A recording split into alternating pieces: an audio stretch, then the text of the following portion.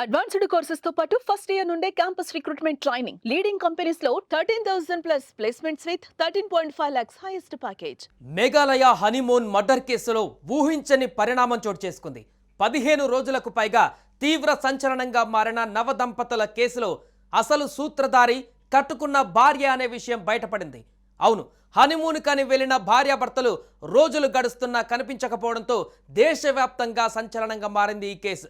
కానీ వారం తర్వాత జూన్ 2న భర్త మృతదేహం లభించడంతో ఇది మర్డర్ కేసు అని గుర్తించారు. అయితే భర్తతో పాటు హిల్ స్టేషన్కి వెళ్లిన భార్య ఆనవాళ్లు దొరక్కపోవడంతో దుండగులు ఎవరైనా ఆమెను కిడ్నాప్ చేసి భర్తను చంపేశారా అనే అనుమానాలు వ్యక్తమయ్యాయి. అయితే భర్త మృతదేహం దొరికిన వారం తర్వాత తాజాగా అతని భార్య సోనం పోలీసులకు చిక్కింది.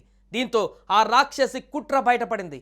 అవును, భర్త హత్య కేసులో ఆమెను నిందితురాలుగా గుర్తించినట్లు పోలీసులు తెలిపారు.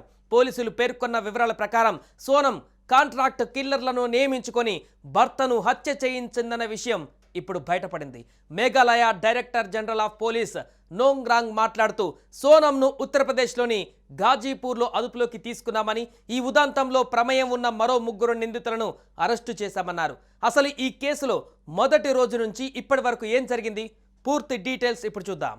మధ్యప్రదేశ్లోని ఇండోర్కు చెందిన రాజా రఘువంశీ సోనాం దంపతులు మేఘాలయాలలోని తూర్పు కాశీ హిల్స్లోని నోంగిర్ యాట్ గ్రామంలో గడిపిన 12 గంటల సమయంలో వారు ఏం చేశారనేది ఆధారంగా చేసుకుని పోలీసులు దర్యాప్తులో ముందుకు సాగారు.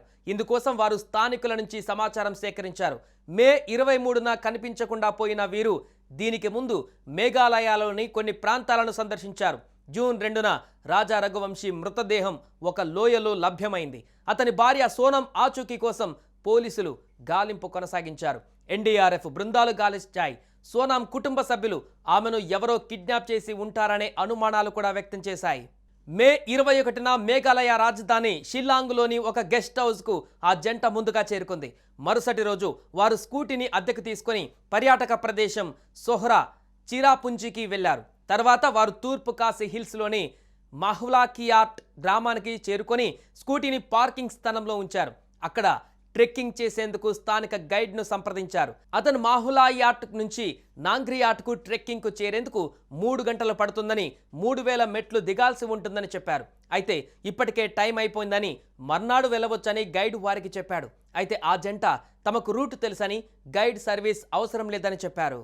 కాగా రాజా రఘువంశీ సోనాం దంపతులకు హోమ్ స్టే కల్పించిన ఒక మహిళ పోలీసుల విచారణలో వారిద్దరూ సాయంత్రం 5:30 నోంగిరియాట్ గ్రామంలోని తమ షిపారా హోమ్ స్టేకు వచ్చారని తెలిపారు. తాను రూమ్ ఛార్జీలు తీసుకుని రిజిస్టర్లో సైన్ ఇన్ చేయమని చెప్పి వారి గదిని చూపించానన్నారు. వారు చెక్ ఇన్ చేసి గదికి తాళం వేసి లివింగ్ రూట్ బ్రిడ్జిలను చూడ్డానికి వెళ్లారని ఆ మహిళ చెప్పారు. కొద్దిసేపటి తర్వాత వారు తిరిగి వచ్చి భోజనం చేసి రాత్రికి అక్కడే విశ్రాంతి తీసుకున్నారని ఆమె తెలిపారు. మరుసటి రోజు ఉదయం ఆ జంట త్వరగా చెక్అవుట్ చేస్తామని హోమ్ స్టే యజమానికి చెప్పారు. అల్పాహారం వద్దని, ఆకలిగా లేదని చెప్పి ట్రెక్కింగ్ కోసం వెళతామని అతనితో అన్నారు. మే 23న ఉదయం 6 గంటలకు ఆ జంట హోమ్ స్టే నుండి బయలుదేరింది. ఆ జంటను చూసిన చివరి వ్యక్తి గైడ్ ఆల్బర్ట్ పిడే. పోలీసుల విచారణలో అతను 23న ఉదయం 10 గంటల సమయంలో ఆ జంట 3 టూరిస్టులతో పాటు మాహులాకియాట్ గ్రామం వైపు వెళ్లడం చూశారని తెలిపాడు. ఆ తర్వాత నుంచి ఆ జంట కనిపించకుండా పోయింది. అయితే ఇలా కనిపించకుండా పోయిన వారం రోజుల తర్వాత అంటే జూన్ 2వ తేదీన రాజా రఘువంశీ మృతదేహం స్కూటీ లభించిన ప్రదేశానికి సమీపంలో ఒక లోయలో గుర్తించారు. పోలీసులు తెలిపిన వివరాల ప్రకారం అది హత్యగా తేలింది. అతని మొబైల్ ఫోన్, హత్యకు ఉపయోగించినట్లు భావిస్తున్న ఒక మారణాయుధాన్ని కూడా పోలీసులు స్వాధీనం చేసుకున్నారు. అతని భార్య సోనం రఘువంశీని సంబంధించిన ఆచూకీ ఏదీ కూడా అక్కడ లభించలేదు. ఆమె కోసం గాలింపు చర్యలు చేపడుతున్న సందర్భంలోనే అనేక వార్తలు వైరల్గా మారాయి. ఆమెను కూడా ఎవరైనా దుండగులు హత్య చేశారా, లేదా ఎవరైనా కిడ్నాప్ చేశారా, ఇంతకు సోనంకి ఏమైంది అంటూ అనేక అనుమానాలు వ్యక్తమయ్యాయి. ఈ తరుణంలో ఊహించని మలుపు తిరిగింది కేసు.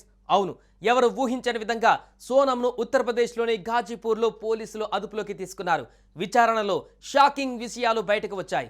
భర్తతో మేఘాలయకు హనీమూన్కు వెళ్లిన సోనమే తన భర్తను చంపేసినట్టుగా తెలుసుకొని ఒక్కసారిగా షాక్ అయ్యారు పోలీసులు. అవును, మీరు వింటుంది నిజమే. మధ్యప్రదేశ్కు చెందిన 4 సుఫారీ మాట్లాడి హత్య చేయించింది ఈ నవవధువు సోనం.